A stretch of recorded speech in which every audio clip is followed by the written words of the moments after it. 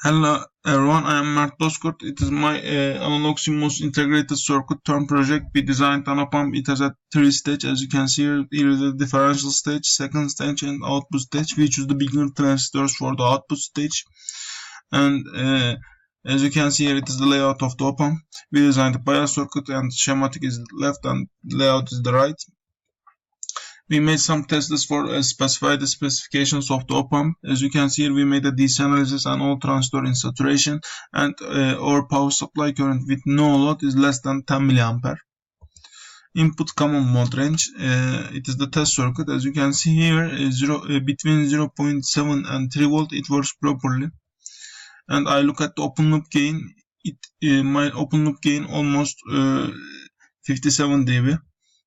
And I look at the common mode rejection ratio, and I have a 60 dB common mode rejection ratio. And power supply rejection ratio, it is the test circuit, and I have a 44 dB power supply rejection ratio. Actually it is a bit lower. And rising and falling slew rates, it is the test circuits, and here the result. Rising slew rate is 0.100 volt per nanosecond, and falling slew rate 0.145 volt per nanosecond. And bandwidth with 50 ohm load. As you can see here, it is the test circuit. But in this test, we include also the effect of the parasitics. And as you can see here, I have a 35 megahertz bandwidth.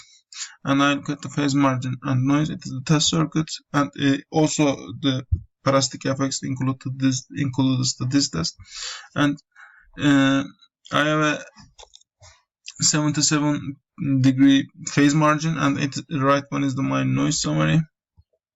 And I plotted the noise with respect to frequency, and as you can see here, the flicker noise is decreasing, and it is the noise at my bandwidth frequency. And we designed also a circuit which contains 4 op-amps and 1 bias circuit, and we designed it is the layout, and it given here.